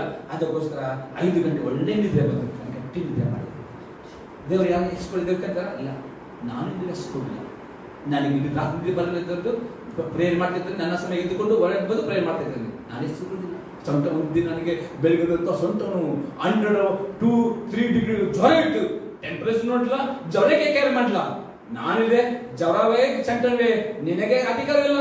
ನಾನು ಸರಿ ವಾಕಿಂಗ್ ಮಾಡಿ ಪ್ರೇಯರ್ ಮಾಡಿದೆ. ನಾನು ಜ್ವರ ನನ್ನ ಕಾಲಿನ ಅಡಿಯಲ್ಲಿ ತುಳಿಯುತ್ತಿಲ್ಲ. ಮಲಗಿದ್ದೇನೆ. ಎಂದಿಗೂ ಎಷ್ಟೋ ಪ್ರಾರ್ಥನೆ ಮಾಡುತ್ತೇವೋ, ವಾಕ್ಯ ಓದುತ್ತೀವೋ, ವಾಕ್ಯ ಉಳಿದ ಸ್ಟೆಪ್ ನನಗೆ ಸುಲಭವಾಗ್ತವೆ. ಅದನ್ನೇ ಕಷ್ಟ ಪ್ರಯತ್ನ ಮಾಡಿದ್ರೆ ಉಳಿದ ಪ್ರಯತ್ನ ಮಾಡ್ಲಿಕ್ಕೆ ಆಗ್ತದ? ಅನೇಕರೇ ಬೇಕು. ದೇವರೇ ಎಬ್ಬಿಸ್ಬೇಕು. ದೇವರ ತನ್ನ ಹೊರಗೆ ಕರ್ಕೊಂಡು ಹೋಗ್ಬೇಕು. ದೇವರೇ ಎಬ್ಬಿಸ್ತಿಲ್ಲ. ನಾವಾಗೆಲ್ಲರ ಬೇಡಬೇಕು. ನಮ್ಮ ಶರೀರ ಮೋಸ ಕೊಟ್ಟ ಎಲ್ಲರೂ ಕೇಳ್ತಾರೆ. ಅದೇ ನನಗೆ ಮನಸ್ಸು ಬೇಕು. ಏನಾದ್ರು ಮಾಡಿ ಎಲ್ಲರೂ ಜೋರು ಇಟ್ಟುಕೊಂಡು ಹೇಳುತ್ತೇನೆ ಆಗ್ತದೆ. ಮನಸ್ಸು ಮಾಡಿ ಸಾಧ್ಯ ಉಂಟು. ಹೋರಾಟ ಮಾಡಬೇಕು. ಅದೇ ಪ್ರಯತ್ನ ಆಗಿದೆ. ಹಾಗೆ ಪ್ರಯತ್ನ ಮಾಡಿದರೆ ಮಾತ್ರವೇ ಶರೀರವನ್ನು ತೊಲಗಿಸಿ ದೇವರ ಪವಿತ್ರ ಸಿದ್ಧ ಪ್ರಯತ್ನಿಸೋಣ ಎಂಬುದು ಅಪೋಸ್ತಲ ಹೇಳ್ತಾನೆ. ಅದೇ ವಾಕ್ಯ ಪುನಃ ಪೇತ್ರನು ಹೇಳ್ತಾನೆ. ಅದು ಸಹ ನೋಡಪ್ರೆ 2 ಪೀಟರ್ ಪೇತ್ರ ಬರೆದ 2ನೇ ಪತ್ರಿಕೆ 3ನೇ ಅಧ್ಯಾಯದಲ್ಲಿ 11-14 ವಾಕ್ಯ. ಪೇತ್ರನು ಬರೆದ 2ನೇ ಪತ್ರಿಕೆ ಅದು 3ನೇ ಅಧ್ಯಾಯದಲ್ಲಿ 11-14 ವಾಕ್ಯಗಳು. ಇವೆಲ್ಲಗಳು ಹೀಗೆ ಲಯವಾಗಿ ಹೋಗುವುದರಿಂದ ನೀವು ದೇವರ ದಿನದ ಪ್ರತ್ಯಕ್ಷತೆಯನ್ನು ಎದುರು ನೋಡುತ್ತಾ ಹಾರೈಸುತ್ತಾ ಎಷ್ಟೋ ಪರಿಶುದ್ಧವಾದ ನಡವಳಿಕೆಯು ಭಕ್ತಿಯು ಉಳ್ಳವರಾಗಿರಬೇಕಲ್ಲ. ನಾವು ನೋಡ್ತೇವೆ ಮಳೆ ಬರದ ಸಮಯ ಮಳೆ ಬರ್ತದೆ, ಭತ್ತ ನಷ್ಟವಾಯಿತು, ಬರಗಳ ಬರ್ತಾ ಉಂಟು, ರೋಗಗಳು ಬರ್ತಾ ಉಂಟು, ಮೆಡಿಸಿನ್ ಬರುವುದಿಲ್ಲ. ಇದನ್ನು ನೋಡುವಾಗ ಅಂತ್ಯದ ಹತ್ತಿರ ದಿನ ಇದು ನೋಡಿಕೊಂಡು ಪೇತ್ರನೇ ಆರಾಮ ಗಮ್ಮತ್ ಮಾಡ್ರಿ, ಗಟ್ಟಿ ಮಲಗಿರಿ, ಪ್ರಾರ್ಥನೆ ಮಾಡಬೇಡಿ ಪೇತ್ರನು ಹೇಳ್ತಾನೆ. ಇವೆಲ್ಲರೂ ಈಗ ಲಯವಾಗುವುದರಿಂದ ನೀವು ದೇವರಿಂದ ಪ್ರತ್ಯಕ್ಷತೆ ಎದುರು ನೋಡುತ್ತಾ ಆನಯಿಸುತ್ತಾ ಎಷ್ಟೋ ಪರಿಶುದ್ಧವಾದ ನಡವಳಿಕೆಯು ಭಕ್ತಿ ಉಳ್ಳವರಾಗಬೇಕಲ್ಲ ಎಂದು ಹೇಳುತ್ತಾನೆ. ಅನಂತ ಓದಿ. ಆ ದಿನದಲ್ಲಿ ಆಕಾಶ ಮಂಡಲವು ಬೆಂಕಿ ಹತ್ತಿ ಲಯವಾಗಿ ಹೋಗುವುದು, ಸೂರ್ಯ ಚಂದ್ರ ನಕ್ಷತ್ರಗಳು ಉರಿದು ಕರಗಿ ಹೋಗುವುದು. ಆದರೆ ನಾವು ದೇವರ ವಾಗ್ದಾನವನ್ನು ನಂಬಿ ನೂತನ ಆಕಾಶ ಮಂಡಲವನ್ನು ನೂತನ ಭೂಮಂಡಲ. ಪ್ರೀತಿಯ ಮಗನೇ ನಿನಗೆ ನಾನು ಇಷ್ಟು ಸಮಯ ಕೊಟ್ಟೆ, ಅದು ದೇವರ ಸೇವಕರು 3 ನಿಯಮ ಇಷ್ಟು ಸುಲಭವಾಗಿ ಹೇಳಿದರು, ನೀನು ಮಾಡ್ಲ, ಈಗ ತೊಂದರೆ ಇಲ್ಲ, ನಾನು ಮಾಡುತ್ತೇನೆ ಎಂಬುದೇ ಶಿಕ್ಷೆ ಬರ ಮಾಡ್ತಾನೆ. ಕರ್ತನು ತಾನು ಪ್ರೀತಿಸುವವನನ್ನೇ ಶಿಕ್ಷಿಸುತ್ತಾನೆ, ತಾನು ಸೇರಿಸಿಕೊಳ್ಳುವ ಪ್ರತಿಯೊಬ್ಬ ಮಗನನ್ನು ಹೊಡೆಯುತ್ತಾನೆ ಎಂಬುದು. ಯಾಕಂದ್ರೆ ನಿಮ್ಮನ್ನು ಯೇಸು ರಕ್ತದಲ್ಲಿ ಕರೆದುಕೊಂಡಿದ್ದಾನೆ. ನೀವು ಅಂತ ಮಕ್ಕಳಾಗಿದ್ರಿ. ನಿಮಗೆ ನರಕಕ್ಕೆ ಹೋಗ್ಲಿಕ್ಕೆ ಪರಿಶುದ್ಧತೆ ಪರಲೋಕ ಹೋಗ್ಲಿಕ್ಕೆ ಆಗುದಿಲ್ಲ. ಅದಕ್ಕೆ ಯೇಸು ನಂಬಿಕೆ ಇಟ್ಟಿದ್ದೀರಿ, ನೀವು ನಮಗೆ ಇಷ್ಟ ತಿಳ್ಕೊಂಡಿದ್ದೀರಿ, ಪವಿತ್ರ ಮುದ್ರೆ ಹಾಕಿದ್ದಾನೆ. ಅದಕ್ಕೆ ದೇವರ ಆತ್ಮ ನಿಮಗೆ ನರಕಕ್ಕೆ ಹೋಗ್ಲಿಕ್ಕೆ ಬಿಡುವುದಿಲ್ಲ. ಅದು ಹೇಳಿದ್ರೆ ನಿಮ್ಗೆ 3 ಇಷ್ಟು ಸುಲಭವಾಗಿ ಹೇಳಿದ್ದೇನೆ, ಮಾಡಲಿಲ್ಲ ತೊಂದರೆ ಇಲ್ಲ, ಶಿಕ್ಷೆ ಮಾತ್ರ ಅನುಭವ ಮಾಡಿ. ಅದು ಬರುವಾಗ ಸಭೆ ಬಿಡು ಹೋಗಬೇಡಿ, ಕ್ರಿಸ್ತನ ಬಿಡಬೇಡ್ರಿ. ನೋವು ಬರ್ತದೆ, ತುಂಬಾ ಕಷ್ಟ ಆಗ್ತದೆ, ತುಂಬಾ ವೇದನೆ ಬರ್ತದೆ. ಆದರೆ ಒಪ್ಪಿಕೊಂಡು ಯಾವುದು ನನ್ನ ದೇವರು ಮಾತನಾಡಿದನು, ನಾನೇನ್ ಮಾಡಿದೆ, ಕಿವಿಕೊಳ್ಳಲಿಲ್ಲ. ನಾನು ಇನ್ನೂ ಹೆಚ್ಚು ಗೊತ್ತೆ ಆಗುದಿಲ್ಲ. ಈಗ ನೋವು ಬಂತು, ಸ್ವೀಕಾರ ಮಾಡಿರಿ, ಸ್ವಂತ ಸ್ವೀಕಾರ ಮಾಡಿರಿ, ಅದು ಹೋಗಿರಿ. ದೇವರು ನಿಮ್ಮನ್ನು ಮಕ್ಕಳು ನಡೆಸ್ತಾರೆ. ಯಾಕೆ ನಿಮ್ಗೆ ನರಕ ಬಿಡದೆ ನಿಮ್ಮ ಪರಿಸರನಾಗೆ ಮಾಡಿ ಬರೋದರ ಹೋಗ್ತಾನೆ. ಮುಂದೆ ಹೋಗ್ತೀರಿ. ನೀವು ಶಿಕ್ಷಿತರಾಗುವುದಕ್ಕಾಗಿ ನಿಮಗೆ ಶಿಕ್ಷೆಯಾಗುತ್ತದೆ ತಿಳಿದು ಅದನ್ನು ಸಹಿಸಿಕೊಳ್ಳಿ. ನೀವು ಶಿಕ್ಷಿತರಾಗುವುದಕ್ಕಾಗಿಯೇ ನಿಮಗೆ ಶಿಕ್ಷೆಯಾಗುತ್ತದೆ ದೂಷ ಇದೆ. ಏನು? ನೀವು ಶಿಕ್ಷಿತರಾಗಬೇಕಾದ್ರೆ ನಿಮಗೆ ಗೊತ್ತಾಗಬೇಕು, ದೇವರಿಗೆ ಬೇಕು ವಿಧೇಯತೆ. ದೇವರಲ್ಲಿ ನಂಬಿಕೆ ಎಲ್ಲರೂ ನಂಬುತ್ತಾರೆ. ಸ್ವಾಮಿ ಎಲ್ಲರೂ ಹೇಳ್ತಾರೆ, ಸ್ವಾಮಿ ಎಲ್ಲರೂ ಪರಲೋಕ ಹೋಗುದಿಲ್ಲ. ಸ್ವಾಮಿ ಏನ್ ಹೇಳ್ತಾನೆ ಅದನ್ನು ಮಾಡಬೇಕು, ವಿಧೇಯತೆ ಬೇಕು. ಅನೇಕರಿಗೆ ವಿಧೇಯತೆ ಅಂದ್ರೆ ಬೇಡ, ನಂಬಿಕೆ ತುಂಬಾ ನಂಬುತ್ತೇನೆ, ತುಂಬಾ ನಂಬಿಕೆ ಹೇಳ್ತಾರೆ. ಅದೆಂತ ನಂಬಿಕೆ? ವಿಧೇಯತೆ ಎಲ್ಲ ನಂಬಿಕೆ. ದೇವರಿಗೆ ಬೇಕು ನಂಬಿಕೆಗೆ ವಿಧೇಯತೆ ಬೇಕು. ಅದಕ್ಕೆ ವಿಧೇಯರಾಗುವುದಕ್ಕೆ ಶಿಕ್ಷಿಸುತ್ತಾನೆ ಅಂತ ಸಹಿಸಿಕೊಳ್ಳಿರಿ. ಅನಂತರ ದೇವರು ನಿಮ್ಮನ್ನು ಮಕ್ಕಳೆಂದು ನಡೆಸುತ್ತಾನೆ. ದೇವರು ನಿಮ್ಮನ್ನು ಮಕ್ಕಳೆಂದು ನಡೆಸಕ್ಕೆ ಯೇಸು ರಕ್ತದಲ್ಲಿ ನಿಮ್ಮ ಮಕ್ಕಳಾಗಿದ್ದೀರಿ. ಯಾರ ತಂದೆ ತನ್ನ ಮಕ್ಕಳನ್ನು ಹೊರಗೆ ಬಿಸಾಕ್ತಾರ? ಭತ್ತ ಕೊಡ್ತಾರೆ, ಅದು ಆ ಮಕ್ಕಳು ತಂದೆ ಭತ್ತ ಕೊಡ್ತೀರಿ. ಹಾಗೆ ನಮ್ಮ ಮಕ್ಕಳು ನಾವು ದೇವರ ಹತ್ರ ಪುನಃ ಹೋಗಬೇಕು. ನನ್ನ ತಂದೆ ನನ್ನನ್ನು ನರಕ ಬಿಡಿದ ಅದೇ ಶಿಕ್ಷೆ ಕೊಡುತ್ತಾನೆ ಎಂಬುದಕ್ಕೆ ಅರ್ಥವಾಗಿದೆ. ಅನಂತರ ತಂದೆಯಿಂದ ಶಿಕ್ಷೆ ಹೊಂದದ ಮಗನಲ್ಲಿ ಎಲ್ಲ ಮಕ್ಕಳು ತನಿಸಿಕೊಂಡಲೇಬೇಕು, ಸ್ವಲ್ಪವಾದ ಶಿಕ್ಷೆ ಬಂದೇ ಬರ್ತದೆ ನಾವು ತಂದೆಯ ಮಕ್ಕಳು ಹೌದಾದರೆ. ನಂತರ ಮಕ್ಕಳೆಲ್ಲರೂ ಹೊಂದುವ ಶಿಕ್ಷೆಯು ನಿಮಗುಂಟಾಗದಿದ್ದರೆ ನೀವು ಆದರದಿಂದ ಹುಟ್ಟಿದವರೇ ಹೊರತು ಪುತ್ರರಲ್ಲ. ಮಕ್ಕಳೆಲ್ಲರೂ ಹೊಂದುವ ಶಿಕ್ಷೆ ನಿಮಗುಂಟಾಗದಿದ್ದರೆ ನೀವು ಆದರಿಂದ ಹುಟ್ಟಿದವರು ಹೊರತು ಪುತ್ರರಲ್ಲ. ನಾವು ದೇವರ ಪುತ್ರರನ್ನು ಹೌದಾದ್ರೆ ನಮ್ಗೆ ತುಂಬಾ ಪಾಪ ಮಾಡುವುದರಿಗೆ ತುಂಬಾ ಪೆಟ್ಟು. ಲೂಕಲ್ಲಿ ಬರೆಸುವಾರ್ತೆ 12:48 ಯಾರು ಓದ್ತೀರಾ? ಲೂಕ್ 12:48. ನಾನು ಬೈಬಿಡ್ತೇನೆ. ಯಜಮಾನನ ಚಿತ್ತವನ್ನು ತಿಳಿದ ಆಳು ಸಿದ್ಧ ಮಾಡಿದ್ರೆ ಬಹಳ ಪಟ್ಟು ತಿನ್ನುತ್ತಾನೆ. ಗೊತ್ತಿದ್ದುಕೊಂಡು ಪಾಪ ಮಾಡಿದ್ರೆ ತುಂಬಾ ಪೆಟ್ಟು, ಗೊತ್ತೇ ಪಾಪ ಸ್ವಲ್ಪ ಬಿಟ್ಟು. ಆದ್ರೆ ಪ್ರತಿಯೊಬ್ಬ ದೇವರ ಮಕ್ಕಳಿಗೆ ಸ್ವಲ್ಪವಾದ ಶಿಕ್ಷೆ ಬಂದರೆ ಮಾತ್ರ ದೇವರ ಪುತ್ರರಾಗಿದ್ದಾರೆ. ಶಿಕ್ಷೆ ಬರದವನು ಪುತ್ರರು ಅಲ್ಲ. ಪ್ರತಿಯೊಬ್ಬರಿಗೆ ಸ್ವಲ್ಪ ಮಟ್ಟಿಗೆ ಆದರೂ ಶಿಕ್ಷೆ ಬರ್ತದೆ. ಅದು ಜಾಸ್ತಿ ಪಾಪ ಮಾಡಿದ್ರೆ ತುಂಬಾ ಶಿಕ್ಷೆ ಬರ್ತದೆ. ಆದರೆ ಸಹಿಸಿಕೊಳ್ಳಲೇಬೇಕು. ಯಾಕೆ? ಇದು ಮಾತ್ರವಲ್ಲದೆ ನಮ್ಮನ್ನು ಶಿಕ್ಷಿಸಿದಂತ ಶರೀರ ಸಂಬಂಧವಾದ ತಂದೆಗಳನ್ನು ಸನ್ಮಾನಿಸಿದೆವಷ್ಟೇ, ನಮ್ಮ ಆತ್ಮಗಳಿಗೆ ತಂದೆಯಾಗಿರುವ ಆತನಿಗೆ ನಾವು ಇನ್ನೂ ಹೆಚ್ಚಾಗಿ ಒಳಪಟ್ಟು ಜೀವಿಸಬೇಕಲ್ಲವೇ? ಹಾಗಾದ್ರೆ ಪೌಲನು ಹೇಗೆ ಸನ್ಮಾನಿಸಿದ್ದು? ಶಿಕ್ಷೆಗಳು ಬರುವಾಗ ನಮ್ಮ ತಂದೆಯ ಮಾತಿಗೆ ವಿಧೇಯರಾಗಬೇಕು. ಇಷ್ಟ ತನಕ ಏನಾಯ್ತು? ಯಾಕೆ ಶಿಕ್ಷೆ ಬಂತು? ಬಿಂದಾಸ್ ತಂದೆ ಮಾತಾಡ್ತಾ ಇರ್ತಾನೆ, ಮಗನೇ ಮಗನೇ ಸೈಕಲ್ ಹೋಗಬೇಡ, ಬೀಳುತ್ತಿ, ಕಾಲು ಪ್ರೆಸ್ ಇರುತ್ತೆ ತಂದೆ ಹೇಳ್ತಾರೆ. ಮಗ ಏನ್ ಮಾಡ್ತಾನೆ?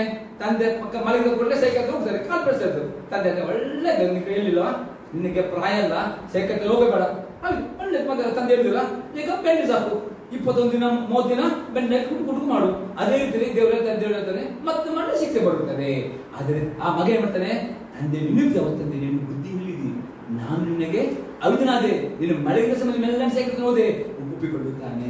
ಹಾಗೆ ನಮ್ಮ ತಂದೆಗೆ ಶಿಕ್ಷೆ ಬರ. ದೇವ ನೀನು ಮಾತನಾಡಿದಿ, ಸಭೆಯಲ್ಲಿ ಸೇವಕರ ಮೊದಲು ಮಾತನಾಡಿದಿ, ನಾನು ಅವಿದನಾದೆ, ನಾನು ಒಪ್ಪಿಕೊಳ್ಳುತ್ತೇವ ಮತ್ತು ನಮ್ಮ ವಿಧನಾಗ್ತೇನೆ, ಅದು ಸನ್ಮಾನಿಸುವುದು ಆಗಿದೆ. ಆ ತಂದೆಗಳು ಕೆಲವು ದಿವಸಗಳ ಪ್ರಯೋಜನವನ್ನು ಲಕ್ಷ್ಯಕ್ಕೆ ತೆಗೆದುಕೊಂಡು ತಮ್ಮ ಮನಸ್ಸಿಗೆ ತೋರಿದಂತೆ ನಮ್ಮನ್ನು ಶಿಕ್ಷಿಸಿದರು. ಈಗ ನಾವೇನ್ ಮಾಡ್ತೇವೆ? ಮಕ್ಕಳಿಗೆ ನಮ್ಮ ಮನಸ್ಸಿಗೆ ತೋರಿದ ಶಿಕ್ಷೆ ಕೊಡ್ತೇವೆ.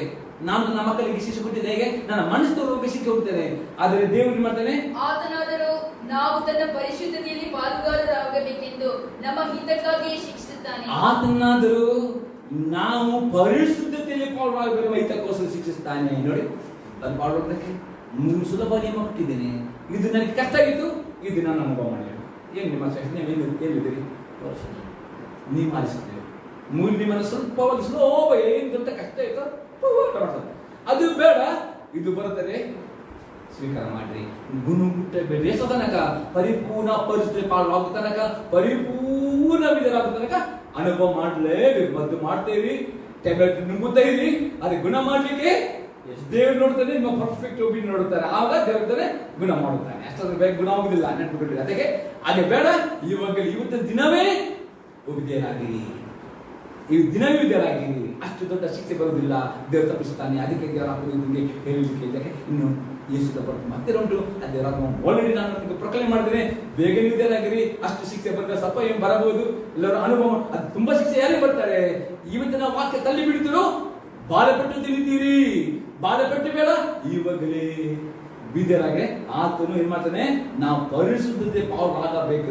ನಮ್ಮ ಹಿತಗೋಸ್ಕರವೇ ಶಿಕ್ಷಿಸಿದಾಗೆ ನಮ್ಗೆ ನರಕಕ್ಕೆ ಹೋಗ್ಲಿಕ್ಕೆ ಉಂಟಾ? ಇಲ್ಲ, ನಾವು ಇಲ್ಲಿಗೆ ಬರಬೇಕು, ಪರಲೋಕಕ್ಕೆ ಬರಬೇಕು, ಅದಕ್ಕೆ ಶಿಕ್ಷಿಸುತ್ತಾನೆ. ನಂತರ ಓದಿ. ಯಾವ ಶಿಕ್ಷೆಯಾದರೂ ತಾತ್ಕಾಲಕ್ಕೆ ಸಂತೋಷಕರವಾಗಿ ತೋರುತ್ತದೆ, ದುಃಖಕರವಾಗಿ ತೋರುತ್ತದೆ. ಯಾವ ಶಿಕ್ಷೆಯು ತಾತ್ಕಾಲಕ್ಕೆ ಸಂತೋಷವಾಗಿ ತೋರ್ತದ? ಇಲ್ಲ. ಕಾಲು ಪ್ರಸರಾಯ್ತು, ಮಗನಿಗೆ ಸಂತೋಷ, ಅಯ್ಯೋ ಎಂತ ನೋವು, ಡಾಕ್ಟರ್ ಕೊಟ್ಟ ಗುಳಿಗೆ ನುಂಗಬೇಕು, ಇಂಜೆಕ್ಷನ್ ತಿನ್ನಬೇಕು, ನಡ್ಲಿಕ್ಕೆ ಆಗುದಿಲ್ಲ, ಎಲ್ಲದಕ್ಕೆ ನೋವು. ಹಾಗೆ ನೋವುಗಳು ಬರ್ತವೆ, ಬೇಗ ಗುಣ ಹೋಗುದಿಲ್ಲ, ಅಯ್ಯೋ ಸಂಕಟ ಪಡಬೇಕಾದ್ರೆ ಅದು ದೇವರ ಸ್ತೋತ್ರ ಮಾಡಿ. ಯಾಕೆಂದ್ರೆ ಆಗತ್ತೆ ಮಾಡಿದಟ್ಟು ಮಾಡಬಹುದು. ಎಷ್ಟು ನಾನು ಎಷ್ಟು ದೇವರು ಎಷ್ಟು ಮಾತಾಡಿದನು, ಎಷ್ಟು ವಿವರವಾಗಿ ಹೇಳಿದನಲ್ಲ. ಕೆಲವು ಸರಿ ನಿಮಗೆ ವಿವರವಾಗಿ ಎಷ್ಟು ಬಿಡಿಸಿ ಹೇಳಿದ ನಂತರ ನಾನು ಆಗಿದೆ ಅದಲ್ಲ ಅನ್ನದೆ ನಿಮ್ಮ ವಿಧಕ್ಕೆ ಹೋಗಿಕೊಂಡಿರಿ ಮತ್ತು ಸಹಿಸಿಕೊಳ್ಳಿರಿ, ಪರಿಪೂರ್ಣ ವಿಧರಾಗಿರಿ. ಏನ್ ಮಾಡ್ತಾರೆ ದೇವರು? ಮತ್ತದು ಸಮಾಧಾನ ತಂದು, ನಿಮಗೆ ಮನಸ್ಸಿಗೆ ಸಮಾಧಾನ ತಂದು ನೀತಿವಂತರನ್ನು ಮಾಡುತ್ತದೆ. ಅನಂತರ 12ನೇ ವಾಕ್ಯ. ಆದರೂ ತರುವಾಯ ಅದು ಶಿಕ್ಷೆ ಹೊಂದಿದವರಿಗೆ ನೀತಿ ಎಂಬ ಫಲವನ್ನು ಕೊಟ್ಟು ಮನಸ್ಸಿಗೆ ಸಮಾಧಾನವನ್ನು ಉಂಟು ಮಾಡುತ್ತದೆ. ಶಿಕ್ಷೆ ಹೊಂದಿದವರಿಗೆ ನೀತಿ ಎಂಬ ಫಲವನ್ನು ಕೊಟ್ಟು ಮನಸ್ಸು ಸಮಾಧಾನ ಎಲ್ಲವನ್ನು ಅನುಭವ ಮಾಡಿದ ನಂತರ ಪರಿಪೂರ್ಣ ಕಷ್ಟ ಅನುಭವದಿಂದ ನಾನು ತಪ್ಪಿ ಹೋಗ್ತಿದ್ರು, ಈಗಲಾದರೂ ಆಮೇಲೆ ತಾವಿದ್ರೆ ಕಷ್ಟ ಅನುಭವ ಹಿತಕರವಾಯ್ತು ಅಂತ ಒಳ್ಳೇದು. ಇನ್ನು ಮತ್ತ ಯಾವತ್ತಕ್ಕೂ ಬೈಬಲ್ ನೋಡಿದ್ರಿ, ದೇವರ ವಾಕ್ಯ ಉಂಟು ನೋಡ್ತೀರಿ, ಪ್ರಾರ್ಥನೆ ಮಾಡ್ತೀರಿ, ಒಂದು ಹೆಜ್ಜೆ ಇಡ್ಲಿಕ್ಕೂ ಭಯ ಪಡ್ತೀರಿ. ದೇವ ಪರಿಶುದ್ಧಾತ್ಮನೇ ಮಾತನಾಡು ಎಂದಾಗಿ ವೇಟ್ ಮಾಡ್ತೀರಿ, ಗಡಿಬಿಡಿ ಮಾಡಿ ಸಾವು ಬುದ್ಧಿಯಲ್ಲಿ ಯಾವ ಸ್ಟೆಪ್ ತೆಗೆದು, ಯಾಕೆ ಭತ್ತ ತಿಂದು ಖಾರ ನೆನ್ಬಿಟ್ಟು ಅದಕ್ಕೆ ಸ್ಲೋ ಆಗಿ ದೇವರ ಆತ್ಮನ ಪ್ರಕಾರ ನಡೆಯುತ್ತೆ. ಯಾಕೆ ಇನ್ನು ಖಾರ ಬೇಡ, ಅದಕ್ಕೆ ತಾತನೆ ಕಷ್ಟ ಅನುಭವಿಸುವುದರಿಂದ ತಪ್ಪಿ ಹೋಗ್ತಿದ್ದೇನು, ಈಗಾದರೂ ಕಷ್ಟ ಅನುಭವಗಳಿಗೆ ಹಿತಕರವಾಯಿತು, ಒಳ್ಳೆದಕ್ಕೆ ಬರ್ತದೆ, ಸಹಿಸಿಕೊಳ್ಳಿ ಪ್ರೇರೆ. ಅನಂತರ ಆದ್ದರಿಂದ ಜೋಲುಬಿದ್ದ ಕೈಗಳನ್ನು ನಡುಗುವ ಮೊಣಕಾಲುಗಳನ್ನು ಸುಧಾರಿಸಿಕೊಳ್ಳಿರಿ. ಈಗ ಬಿಡುಗಡೆ ಬೇಕಾ ನಿಮ್ಗೆ, ನಿಮ್ಮ ಚಾಯ್ಸ್. ಬಿಡುಗಡೆ ಬೇಕಾದ್ರೆ ನೀವು ಜೋಲುಬಿದ್ದ ಕೈಗಳನ್ನು ನಡುಗುವ ಮೊಣಕಾಲುಗಳನ್ನು ಪ್ರಾರ್ಥನೆಯಲ್ಲಿ ಈಗ ತಾನೇ ವಾಟ ಮಾಡ್ರಿ. ಈಗ ವಾಟ ಮಾಡಿಲ್ವಾ, ನಂತರ ಏನಾಗ್ತದೆ ಕೇಳ್ತೇನೆ. ನಿಮ್ಗೆ ಇನ್ನು ಸ್ವಲ್ಪ ದೀರ್ಘ ಕಾಲ ಬೇಕಾ ಅಥವಾ ಟಿಕೆಟ್ ಬರ್ಬೇಕು ಪರಲೋಕ, ಏನು ಆಸೆ ನಿಮ್ಗೆ? ದೀರ್ಘಕಾಲ. ಹಾಗಾದ್ರೆ ಏನ್ ಮಾಡ್ಬೇಕು? ಜೋಡದ ಕೈಗಳನ್ನು ಎತ್ತಿಕೊಂಡು ಮೊಣಕಾಲುಕೊಂಡು ಪ್ರಾರ್ಥನೆ ಮಾಡಬೇಕು. ಆಗ ದೇವರ ಆತ್ಮನ ಶಕ್ತಿ ಮುಕ್ತಿರಿ. ಯಾಕೆ? ನಿಮ್ಮ ಕಾಲುಗಳಿಂದ ನೆಟ್ಟಗೆ ಮುಂದಕ್ಕೆ ನಡೆಯಿರಿ. ಆಗ ನಿಮ್ಮ ಆತ್ಮಿಕ ಕಾಲುಗಳಿಂದ ನೆಟ್ಟಗೆ ಮುಂದೆ ದೇವರ ವಾಕ್ಯ ಬೀದರಾಗಲಿಕ್ಕೆ ಪ್ರಾರ್ಥನೆ ಶಕ್ತಿ ಹೊಂದುತ್ತೀರಿ. ಪ್ರಾರ್ಥನೆ ಮಾಡುದಿಲ್ಲ, ಮುಡುಕಾಗಿ ಇರ್ತೀರಿ, ಪಾಸವಾಗಿರುವುದಿಲ್ಲ. ಪ್ರಾರ್ಥನೆ ಮಾಡಿ, ನೀನು ದೇವ ನಿನ್ನ ವಾಕ್ಯನ ವಿದ್ಯನಾಗುತ್ತೇನೆ, ನಿನ್ನ ಶಕ್ತಿ ಕೊಡು, ಪ್ರಾರ್ಥನೆ ಶಕ್ತಿ ತುಂಬಿ ಕೊಡ್ತಾನೆ, ವಿದ್ಯನಾಗಿರಿ. ಹೀಗೆ ಮಾಡಿದರೆ ಕುಂಟೆಕಾಲು ಹುಡುಕಿ ಹೋಗದೆ ವಾಸಿಯಾಗುವುದು. ಹೀಗೆ ಮಾಡಿದರೆ ಮಾತ್ರವೇ ನಿಮ್ಮ ರೋಗಗಳೆಲ್ಲ ವಾಸಿ ಆಗ್ತವೆ, ಎಲ್ಲಾ ಕಷ್ಟಗಳು ಬಿಟ್ಟು ಹೋಗ್ತವೆ, ಎಲ್ಲಾ ಸಾಲ ಬಿಟ್ಟು ವಾಸಿ ಆಗುತ್ತೀರಿ. ಅದು ಇದು ಬೇಡ. ಕೆಲವರ ಎಷ್ಟು ನೋಪ ಪರಲೋಕ ಟಿಕೆಟ್ ಕೊಡ್ತಾರೆ, ಅದಕ್ಕೆ ನೀವು ಉತ್ತರ ಹೇಳ್ತಾರೆ. 1 ಪೇಟರ್ ಪತ್ರಿಕೆ 5ನೇ ಅಧ್ಯಾಯದಲ್ಲಿ 10 ಮತ್ತು 11ನೇ ವಾಕ್ಯ. First Peter 5, 10 and 11 verses. ಕ್ರಿಸ್ತನಲ್ಲಿ ನಿಮ್ಮನ್ನು ತನ್ನ ನಿತ್ಯ ಪ್ರಭಾವಕ್ಕೆ ಕರೆದ ಕೃಪಾ ಪೂರ್ಣನಾದ ದೇವರು ತಾನೇ ನೀವು ಸ್ವಲ್ಪ ಕಾಲ ಬಾಧೆ ಪಟ್ಟ ಮೇಲೆ ನಿಮ್ಮನ್ನು ಯೋಗ್ಯ ಸ್ಥಿತಿಗೆ ತಂದು ನೆಲೆಗೊಳಿಸಿ ಬಲಪಡಿಸುವನು. ಆತನಿಗೆ ಅಧಿಪತ್ಯವು ಯುಗಾಂತರಗಳಲ್ಲಿಯೂ ಇರಲಿ. ಆಮೆನ್. ಇಲ್ಲಿ ಬರ್ತದೆ, ಕ್ರಿಸ್ತನಲ್ಲಿ ನಿಮ್ಮ ತನ್ನ ನಿತ್ಯ ಪ್ರಭಾವಕ್ಕೆ, ಪರಲೋಕಕ್ಕೆ, ರಾಪ್ಚರ್ಗೆ, ನಿತ್ಯ ಪ್ರಭಾವಕ್ಕೆ ಕೃಪಾಪೂರ್ಣ ದೇವರು ತಾನೇ ಸ್ವಲ್ಪ ಕಾಲ ಬಾಧೆ ಪಟ್ಟ ಮೇಲೆ, ಒಂದು ವೇಳೆ ನೀವು ಪ್ರಾರ್ಥನೆ ಮಾಡಲಿಕ್ಕೆ ಬೇಡ, ಬಿದ್ದರೆ ಬೇಡ, ಆತನೇ ಬಾಧೆ ಪಟ್ಟ ಮೇಲೆ ನಿಮ್ಮನ್ನು ಯೋಗ್ಯತೆ ತಂದು ನೆಲೆ ಬರುವಂತ ನಿಮ್ಗೆ ಕೂಡಲೇ ಟಿಕೆಟ್ ಕೊಡ್ತಾರೆ. ಸಾಕು, ದೀರ್ಘಾಯುಷ್ಯ ಬೇಡ. ಯಾಕಂದ್ರೆ ನೀವು ಮನಸ್ಸು ಮಾಡ್ತಾರೆ, ಕೆಲವರು ಮಾಡ್ತಾರೆ ಕಷ್ಟಗಳು ಬಡವರು ದೇವನಲ್ಲಿ ಸಾವು ಅದಕ್ಕೆ ಬೇಗ ಸಾಕು ಹೋಗ್ತಾರೆ. ಮಿಸ್ಟೇಕ್ ಯಾರದು? ಅವರಿಗೆ ಕಷ್ಟ ಬರುವಾಗ ಯಾವುದೇ ವ್ಯಾಧಿ ಅವರು ಬರಬಹುದು. ಕೂಗುವುದಾದರೆ, ಪಶ್ಚಾತ್ತಾಪ ಪಡುವುದಾದರೆ, ಹೋರಾಟ ಮಾಡಿದರೆ ದೇವರು ಗುಣ ಮಾಡಿ ಇನ್ನೂ ಆಶೆ ಪಟ್ಟೆ ಕೊಡುತ್ತಾನೆ. ಅದಕ್ಕೆ ಕೆಲವರು ಅದು ಬರುವಾಗ ದೇವರಿಗೆ ಮುಟ್ಟುತ್ತಾರೆ, ಅಥವಾ ದೇವರ ಕೆಲವರು ಬೇಡ್ತಾರೆ, ಸಾಕು ದೇವ ನನಗೆ ಪಡ, ಆಗ ಅವರ ಪ್ರಾರ್ಥನೆ ಬೇಗನೆ ಟಿಕೆಟ್ ಕೊಟ್ಟು ಪರಲೋಕಕ್ಕೆ ಹೋಗ್ತಾರೆ. ಯಾಕೆ? ದೇವರಿಗೆ ಬೇಕು ಪರಿಶುದ್ಧ, ಅವರಲ್ಲಿ ಕಷ್ಟದಲ್ಲಿ ಪರಿಶುದ್ಧ ಮಾಡಿ ಪರಲೋಕಕ್ಕೆ ಹೋಗ್ತಾರೆ. ಹಾಗೆ ನಿಮ್ಮ ಚಾಯ್ಸ್. ನಿಮ್ಗೆ ಇನ್ನೂ ಲೋಕದಲ್ಲಿ ಸ್ವಲ್ಪ ಕಾಲ ದೀರ್ಘಕಾಲ ಜೀವನ ಮಾಡ್ಬೇಕಾ? ಹಾಗಾದ್ರೆ ಏನ್ ಮಾಡೋದು? ಜೋಳು ಬಿದ್ದ ಕೈಗಳನ್ನು ನಡುವೆ ಸುಧಾರಿಸಿಕೊಂಡಿರಿ, ನಿಮ್ಮ ಕಾಲು ನೆಟ್ಟ ಮುಂದೆ ನಡ್ರಿ. ಆಗ ದೇವರು ಯಾವ ಕಷ್ಟ ಯಾವ ರೋಗ ಇದ್ರೂ ಗುಣ ಮಾಡಿಕೊಂಡು ದೀರ್ಘಾಯುಷ್ಯ ಕೊಡುವನಾಗಿದ್ದಾನೆ. ಅದು ಬೇಡ. ದೇವರು ಏನ್ ಮಾಡ್ತಾನೆ? ನಿಮ್ಮನ್ನು ಸ್ವಲ್ಪ ಕಾಲ ಬಾಧೆ ಪಟ್ಟ ಮೇಲೆ ಪರಿಪೂರ್ಣ ಯೋಗ ಮಾಡಿಕೊಂಡು ನೀವು ಟಿಕೆಟ್ ಕೊಡೋದ್ರೆ ಟಿಕೆಟ್ ಕೊಟ್ಟು ಬಿಡ್ತಾನೆ ಬಾಪರ್ಲೋಕ. ಅದಕ್ಕೆ ಕೆಲವರು ನಿಮ್ಗೆ ಯಾಕೆ ಕೆಲವರು ಬೇಗ ಸಾಯ್ತಾರೆ? ನಿಮ್ಗೆ ಯಾಕೆ ಇಷ್ಟು ಒಳ್ಳೆಯವರು ಯಾಕೆ ಸಾಯ್ತಾರೆ? ದೇವರು ಅವ್ರಿಗೆ ಸಾಯಿ ಬಿಡ್ತಾರ? ಕೆಲವರು ಹಾಕಿ ದೇವರು ಸಾಯಿ ಬಿಡ್ತಾರ? ಇಲ್ಲ, ಅವರು ಜೋಡಿ ಬಿದ್ದ ಕೈಗಳು ಎತ್ತಿಕೊಂಡು ಪ್ರೇಯರ್ ಮಾಡಲಿಲ್ಲ. ಕೆಲವರು ದೇವರು ಗುರು ಹುಟ್ಟುತ್ತಾರೆ, ದೇವರು ದೂರುತ್ತಾರೆ. ಮತ್ತೆ ಕೆಲವರು ಸಾಕು ದೇವ ಇನ್ನು ಬೇಡ, ಅವ್ರನ್ನ ಆಸೆ ಪಟ್ಟ ದೀರ್ಘಾಶೆ ಕೊಡ್ದೇವ, ನಿನ್ನ ಕೂಸಿಸ್ತೀನಿ, ಇನ್ನು ನಾನು ನಿನ್ನ ವಾಕ್ಯ ಪ್ರೇಯರ್ ಮಾಡಿದ್ರೆ ಕುತ್ಕೊಂಡು ಇರ್ತಾನೆ. ಎಲ್ಲ ಕಂಪ್ನಿ ಮಾಡಿ ಇನ್ನೂ ಸ್ವಲ್ಪ ಕಷ್ಟ ಬರುತ್ತೆ, ಇನ್ನೂ ಬ್ಯಾಗ್ ಇನ್ನೂ ನಡಲಾಡ್ತಾರೆ, ಕೂಗಿದ್ರೆ ರೋಗ ಜಾಸ್ತಿ ಆಗ್ತದೆ. ನಂತರ ಟಿಕೆಟ್ ಕೊಟ್ಟು ಪರವಾಗಿ ಹೋಗ್ತಾನೆ. ಅದಕ್ಕೆ ನಾವೇನು ಟೆನ್ಷನ್ ಮಾಡಬಾರ್ದು. ದೇವ್ರ ಸ್ತೋತ್ರ. ಇಲ್ಲಿ ಇರುವುದು ಪಾಪದಲ್ಲಿರುವುದು ಪರವಾಗಿ ಹೋಗ್ತಾನೆ. ಅದು ನಿಮಗೆ ಸ್ವಲ್ಪ ಕಾಲ ಬೇಕೋ ಲೋಕದಲ್ಲಿ ದೇವರಿಗೆ ಜೀವನ ಮಾಡಲಿಕ್ಕೆ. ಜೋಳು ಬಿದ್ದ ಕೈಗಳನ್ನು ನಡುಗವನ್ನು ಸುಧಾರಿಸಿಕೊಂಡು ನಿಮ್ಮ ಆತ್ಮಿಕ ನೆಟ್ಟಗೆ ಮುಂದೆ ವಿಧೇಯರಾಗುವುದಾದರೆ ಉಂಟ ಕಳುವಿಕೆ ಹೋಗಿ ವಾಸಿಯಾಗುವುದು.